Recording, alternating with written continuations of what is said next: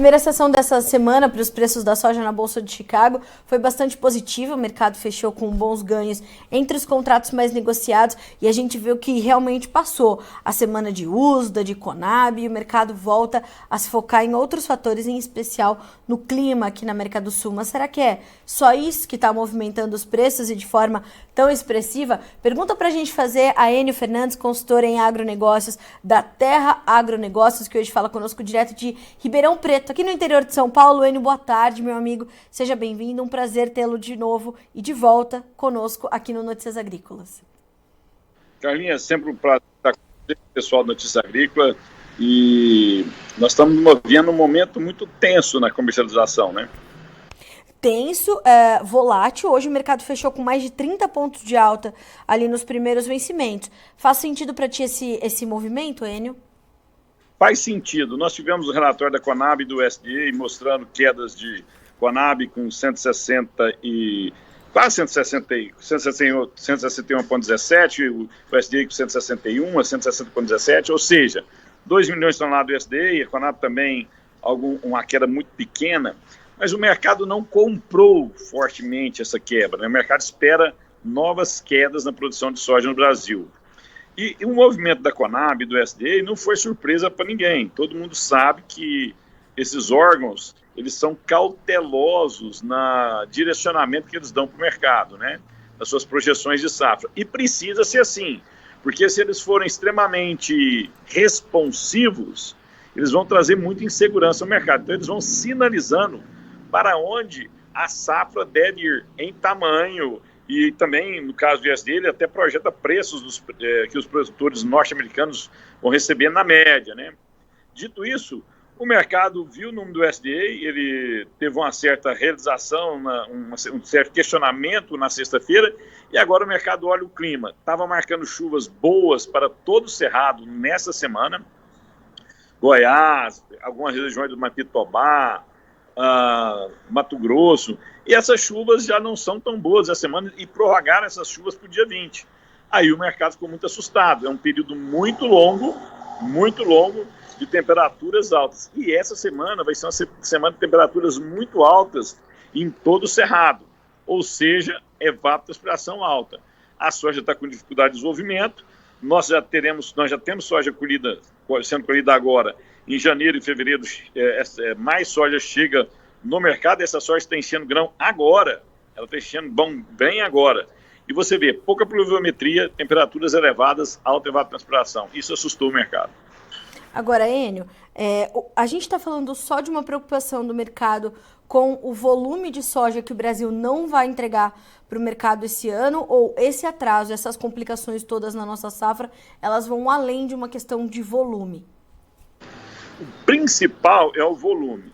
E a gente tem que lembrar que os fundos de investimento, eles são os mais agressivos a se posicionar. Eles tentam trazer para o presente o que eles estão vendo no futuro. Essa característica dos fundos promove essas compras especulativas, esperando altas. Os demandadores, quem precisa do grão, eu preciso originar esse grão, ele tenta comprar esse produto no mercado que é mais competitivo. Nós temos tendo melhoras nas exportações norte-americanas e de negociações com a soja norte-americana. Mas em fevereiro, esse mercado tem de vir para cá, até porque os estoques de passagem nos Estados Unidos, Carla, vão ser pequenos. Se nós pegarmos os números do USDA, quando chegar em agosto de 2024, os americanos vão ter somente 6,5, 6,6 milhões de toneladas de estoque de passagem. É um estoque pequeno. Então, olhando o estoque pequeno lá nos Estados Unidos, se todos os programas de esmagamento e exportação for cumprido, eu com problemas de produção no Brasil, o demandador que precisa do grão físico assusta. Logicamente, nós temos uma possível recuperação da safra da Argentina, voltando a produzir 48 milhões de toneladas, número também respeitando também as projeções do USDA. Só que a Argentina não é exportadora de grão, ela é exportadora de farelo e óleo. Então, quem precisa do grão está com um certo temor de quando que ele vai acessar esse produto. E por isso a gente está vendo Chicago nessa volatilidade, nessa alta tão forte hoje. Inclusive hoje, Enio, a China fez algumas compras de soja nos Estados Unidos. Na semana passada também esteve bastante presente. Essa é uma tendência que deve continuar. A gente deve ver a China, de fato, muito presente no mercado e garantindo aí, sempre que puder, alguns volumes para estar bem abastecida, para esperar por essa novo volume de soja que vem da América do Sul e que pode vir de forma mais escalonada? Os chineses negociam há 6.000 anos. Eles são extremamente hábeis em negociação. Então, aonde eu quero chegar? Logicamente que todo demandador, todo comprador, quando ele vê um risco de oferta de produto, ele se posiciona protegendo esse risco. Ele protege dessa alta de acesso ao produto. A China vai comprar nos Estados Unidos, ela precisa comprar lá. Geopoliticamente, é interessante ela comprar nos Estados Unidos, mesmo quando a soja lá está um pouco mais cara, né? É interessante ela comprar nos Estados Unidos, mas ela precisa do volume brasileiro. Então ela vai optando onde comprar conforme o seu momento. Hoje eu tenho disponibilidade de soja nos Estados Unidos. Hoje eu tenho oferta nos Estados Unidos. No Brasil essa oferta está muito restrita. Até os produtores estão com medo de ofertar porque não sabem qual vai ser a produtividade média dele. Preste bastante atenção nisso. Nós estamos nos encaminhando para meados de dezembro. E as chuvas não se regularizaram no Centro-Sul. Logicamente, nós temos o estado do Paraná com uma safra muito boa, nós temos São Paulo com uma safra relativamente boa, Mato Grosso do Sul também, em algumas regiões com safra muito boa, mas o grande produtor em volume de soja no Brasil, Goiás, Mato Grosso principalmente, toda a região do Mapitobá, está com enorme risco. Chuvas estão acontecendo? Estão, mas elas são muito localizadas, baixos acumulados. E aí eu vejo chegar perto do final do ano, no momento de enchimento de grão ou pré-florescimento, e eu vejo uma previsão de clima, temperaturas muito altas e pouca pluviometria. Quem é agrônomo vai entender que nós estamos falando. A probabilidade de você ter abortamentos de flores e abortamentos de vargens é muito alto. A soja não se desenvolve bem. E não adianta eu usar altíssima tecnologia. Eu vou amenizar a minha perda, mas eu não vou evitar a minha perda. E no final do dia tem uma frase que todos do mercado que operam falam, né? Chuva faz grão. Se não está chovendo, a tendência é a gente ter produtividades menores. Enio, como é que essas altas de hoje e todo esse cenário que você descreve, porque a gente vai ter esses volumes mais ajustados e uma demanda ainda muito presente porque a China precisa do nosso volume de soja brasileira, como é que isso vai se transformar em preços para o produtor? Hoje foi um dia de altas, não só para os futuros da soja negociados em Chicago, mas foi um dia de alta para o dólar também. Foi um dia de formação de preços melhores para o produtor brasileiro? Com certeza. E lembre-se, né? O ótimo é inimigo do bom. Nós já tivemos um momento que os preços subiram e as pessoas esperaram ad eterno e perderam os melhores momentos. E aí nós temos várias realidades. Se você está numa região que você está completamente inseguro da sua produtividade, você não tem certeza se você vai ter acesso a esse grão. Tem produtores que já replantaram parte da área pela terceira, quarta vez. Então, esse produtor, logicamente, tem que ser mais cauteloso nas suas pré-fixações. Mas se você está em algumas regiões que a safra sua está indo muito bem e você não fechou nada, nem 1 quilo, tem muito produtor que está em regiões que está chovendo bem e não fechou nada, ele não protegeu nada para o ano que vem. Ele está tomando uma decisão que até agora parece que é acertada, ele não vendeu nos preços mais baixos, mas agora Chicago volta a se aproximar de 14 bushel points. E parece que no contrato março e maio, nós temos um intervalo de preço interessantes aí, né? Um suporte de 13 bushel points e uma resistência de 14 bushel points. Essa resistência será quebrada caso as condições climáticas permaneçam como estão. Nós estamos, alguns meteorologistas, falando que o mês de janeiro vai ser um mês de boas chuvas. Mas falaram a mesma coisa de dezembro. E agora as boas chuvas de dezembro é só nos últimos dias do mês para o cerrado. Então, essas previsões estão muito erráticas, né? Muito, muito erráticas. Então, cada produtor, aonde ele está localizado, o quanto que ele protegeu da sua safra, vai ajudar ele a tomar a sua decisão de proteger ou não. Ele com o custo na mão, tendo uma perspectiva média da sua produtividade ele consegue gerar custo. E, Carla, vamos lembrar, né? Nós começamos essa safra, muitas analistas, muitas projeções de mercado estavam projetando preço abaixo de $12, porque esperava-se uma safra de 163 milhões no Brasil e 48 milhões na Argentina. Hoje, a grande maioria das consultorias está se reposicionando, estão reavaliando. Sim. Qual o tamanho da safra do Brasil? Nós só vamos saber quando a chuva voltar a ser mais constante. Por quê? Para você entender aonde parar essas perdas. Se eu faço uma análise, a gente fez um levantamento, né, a Terra Agronegócio, o nosso número é 155,5. Certo. E aí alguns clientes já começam a nos questionar para a gente reposicionar. Mas eu preciso de um certo tempo, você precisa voltar à chuva para você reavaliar. Você não faz levantamento de safra diariamente, né? Todo dia você vai mexendo no seu preço. Você precisa adaptar às condições climáticas que vão vir.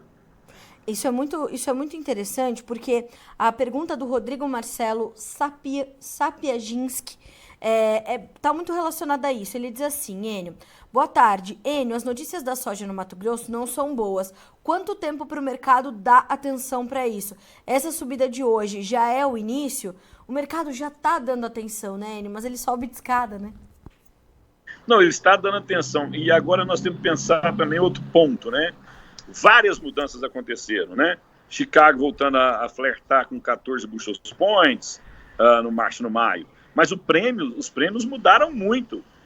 Você não vê mais comentários de prêmio de 120 abaixo, 110 abaixo. Mudou completamente essa visão. Isso é mais renda, é mais recurso, é maior preço em dólar por tonelada de soja nos portos, que no final do dia é mais preço na mão do produtor.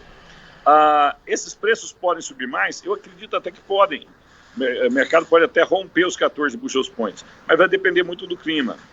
Essa semana é uma semana muito preocupante para o Cerrado e para o Mapitobá. Muito preocupante.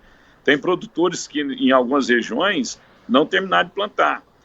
Até mesmo Mato Grosso tem produtores que estão esperando chover para replantar. Você vê muitas casas soltando que o Mato Grosso já plantou 100%, plantou, só que ele vai ter que reposicionar. E a soja semeada no mês de dezembro, com a questão agronômica, técnica, que é o fotoperiodismo, a produtividade dela é menor. Cada casa tem sua projeção, cada casa tem sua metodologia. Nós temos consultoria muito boas no Brasil. É bom a gente comentar isso, né? São profissionais muito, muito bons, muito preparados, e eles estão avaliando esse caminho da safra paulatinamente, para eles terem segurança no que eles vão recomendar para os seus parceiros. E aí você tem N maneiras de operar, né? Você pode trabalhar com NDF, você pode trabalhar com opções, você pode trabalhar com físico. Aí, a depender de como você fica mais confortável, dá para você trabalhar. E tem produtores que já travaram 30%, 40% da safra dele, e ele está numa região que não tem tanta segurança da sua safra. E isso tem que ficar muito, muito calmo tem que ter muita ponderação para não cometer equívocos. Enio, quanto você estima, ou a Terra Agronegócio estima, que a gente já comercializou da safra 23-24 no Brasil? 28%. 28%. Versus uma média de mais de 35%, 37%, 40%. O nosso número é quando a gente pega a média de 10 anos, quase 40%. Os 2 últimos anos, o produtor comercializou pouco antecipadamente. Então, se eu fizer uma média de 5 anos, vai dar uma mascarada nesse número. Uma média de 10 anos quase 40%. Enio, esse número te preocupa? E número 2, o que esse número significa para o caminhar dos nossos prêmios? Numa safra normal, isso não me preocuparia muito, me preocuparia bastante. Nessa safra, eu tenho menor preocupação e eu vou explicar por quê. Não que o produtor deva dormir em berço esplêndido. Quando a gente vai falar num canal que nem o seu, que tem uma abrangência enorme, a gente participa de outros canais, a gente verifica no final do dia quantos viram a entrevista, né? Os seus números são robustos, então a gente tem que tomar cuidado. Não é para o produtor dormir em berço esplêndido. Mas vamos pensar junto aqui comigo. O comportamento dos prêmios do ano passado, nós tivemos uma tempestade perfeita. Primeiro, a soja precoce, ela alongou seu ciclo. a soja que ia ser colhida em janeiro, ela esticou o seu ciclo. Com isso, ela chegou junto com aquela soja do fevereiro. Lembro a todos que nós tivemos um ano de muita chuva, tanto é que nós tivemos produções safrinha extraordinárias. Choveu janeiro, fevereiro, março, abril e até em maio choveu. Essa chuva de fevereiro a abril ocorreu no Cerrado, ocorreu nas regiões produtoras de soja e de milho de segunda safra, mas também ocorreram nos portos, ou seja, atrapalhou as performances dos portos. Sim. Como estava chovendo no campo, o produtor que com 10 caminhões ele fazia o transporte da safra dele, ele contratou mais caminhões, 12, 15, com isso ele enxugou o fluxo de caminhões para o mercado. O preço subiu. Então eu tive as primeiras sojas com alongamento de ciclo, depois eu tive chuva na colheita, a soja chega mais úmida no armazém, eu tive um processo de secagem mais lento, eu tive uma disputa por caminhão e eu tive chuva nos portos e colheita concentrada. Nós não estamos vendo nada disso ainda. Tem pessoas que já estão colhendo no Mato Grosso e tem pessoas que ainda estão a plantar. Ou seja, a colheita vai ser escalonada. Nós vamos ter momentos de estresse nos portos? Vamos, mas isso sempre aconteceu. Por isso mesmo que os prêmios não estão tão negativos. Ou seja, esses prêmios podem então dar um respiro e ser mais um fator positivo de formação de preços para o produtor brasileiro. Em verdade, Carla, eles já deram, né? Eles melhoraram bastante. Sim. Mas ele ainda pode melhorar mais. Até porque vai depender muito do clima. A gente tem algumas afirmações que a gente tem que tomar cuidado. Tem momento que é o mercado financeiro, tem momento que é o clima. Hoje, o que nós estamos vivendo é momento climático. Ou seja, vamos supor que cai uma chuva fora, não prevista, e chuva bastante de quarta em diante no Cerrado, né, em todo o Brasil. Nós vamos ver naturalmente essas altas se refazerem, né, se reposicionarem. Muita gente vai pôr lucro no bolso. Mas daqui até a colheita, que vai começar lá em janeiro, né, a colheita com maior volume, final de janeiro, na verdade, a primeira soja de janeiro vai ser um volume menor, mas no final de janeiro nós vamos ver volatilidade sim, devido à insegurança da safra. Mesmo que volte a chover depois do dia 20 de dezembro, todo mundo vai querer saber qual foi o estrago que foi feito na produtividade. Essas temperaturas extremamente altas, essa falta de umidade, o que ocasionou em produtividade? Quais vão ser esses yields? Quais vão ser essas produtividades? De novo, soja em baixo desenvolvimento, perdendo flor, perdendo vargem, isso é menor produtividade lá na frente. Então, o mercado vai começar a enxergar com mais segurança esse número quando as colheitadeiras falarem. Isso vai ser do dia 15 de janeiro, 20 de janeiro em diante. Bom, a gente vai estar aqui para noticiar, para acompanhar certamente contigo. E ainda até lá vamos falar muito sobre esse mercado. Enio, obrigada por estar conosco nessa segunda-feira, para a gente começar a semana já entendendo essas boas altas que registramos em Chicago, combinadas com altas no dólar, prêmios melhores, oportunidade para o produtor é ficar atento e não desperdiçá-las, né, Enio? Sim, a gente precisa, Carla, eu vou só alongar um pouquinho. Nós precisamos de uma boa safra no Brasil, né? Nós vamos ter um ano muito desafiador, fiscalmente falando, nossas contas públicas no ano que vem. Nós precisamos fazer esse Brasil voltar a crescer. E é muito importante para o Brasil e para o fluxo cambial do Brasil que a gente tenha uma boa safra, né? Que a gente tenha uma boa safra. Tomara que essa seca, esse período de temperaturas muito altas e pouca pluviometria seja curto. Um grande abraço a todos, uma fantástica safra. Já vou aproveitar, desejar a todos do Notícias Agrícolas, a quem está assistindo, os internautas que estão assistindo, né, um fantástico Natal, um maravilhoso 2024, que tomara que a gente consiga passar por esse pequeno transtorno com poucos danos.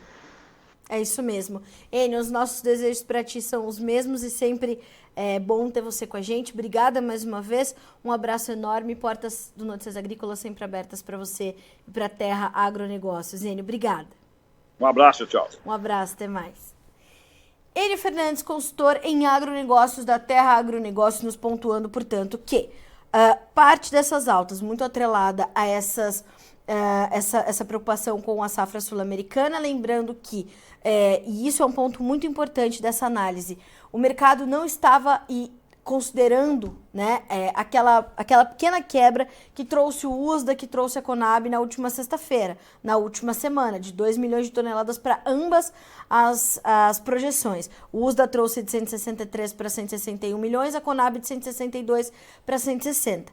E a gente percebe que o mercado já sabe que a nossa quebra vai ser maior do que essa, e vai, então, dando sinais aí mais positivos para o mercado. Hoje subiram também os preços do farelo e do óleo, que ajudaram a compor os ganhos. E mais do que isso, o Enio fala ainda sobre os compradores que estão mais cautelosos diante da insegurança da oferta no maior produtor mundial, que é o Brasil. Então a gente observa que esse reflexo vem já nos preços. Hoje a China fez uma nova compra de soja nos Estados Unidos da ordem de 132 mil toneladas, o que mostra que a China também segue muito presente, e o mercado já refletindo essa força pela demanda. E como o Enio pontuou, faz sentido para os chineses comprarem agora nos Estados Unidos. É vantajoso e é seguro, porque a oferta está ali. Quando é que vai ter oferta no Brasil de novo? Agora a gente está com uma oferta mais ajustada.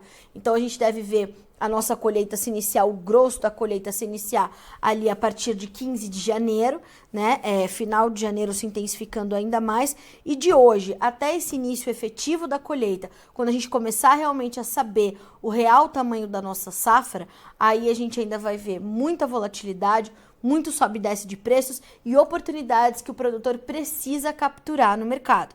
Não pode deixar passar e, vamos embora, depois a gente vê. Não, é ter estratégia para capturar essas oportunidades. Hoje, repito, alta do dólar e prêmios que estão tomando um fôlego, estão melhorando, já melhoraram significativamente nos últimos meses, eu diria nas últimas semanas de forma ainda mais consistente. E agora a gente tem, então, essa movimentação toda nesse início de semana, também dando oportunidades para o produtor aqui no Brasil. Segundo o Enio, temos 28% da safra 23-24 comercializada contra uma média dos últimos 10 anos de 40%, o que mostra que a nossa comercialização, então, ainda está consideravelmente atrasada. Vamos ver os números de fechamento, preços na tela, para nós acompanharmos juntos. Bolsa de Chicago, soja fecha com 13 dólares e 37 cents por bushel no janeiro, 33 pontos mais 75 de alta. O março, 13 dólares e 54, 31 pontos e meio de ganho.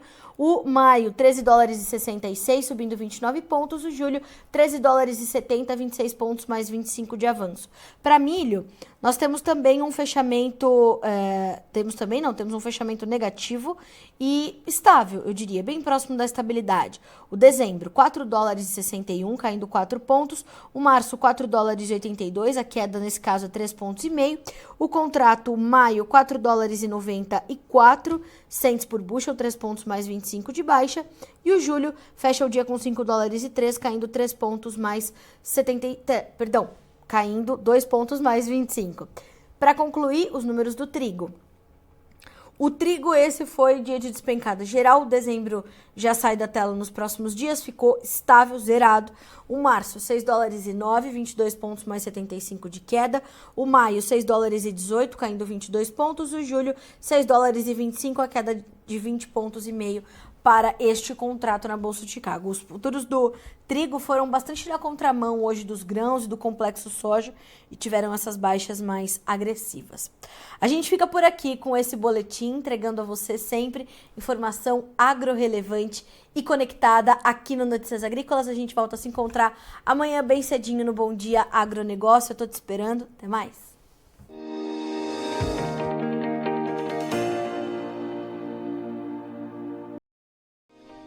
Se inscreva em nossas mídias sociais. No Facebook, Notícias Agrícolas. No Instagram, @Notícias Agrícolas. E em nosso Twitter, @Norteagri. E para não perder nenhum vídeo, não se esqueça de nos acompanhar no YouTube e na Twitch, Notícias Agrícolas Oficial.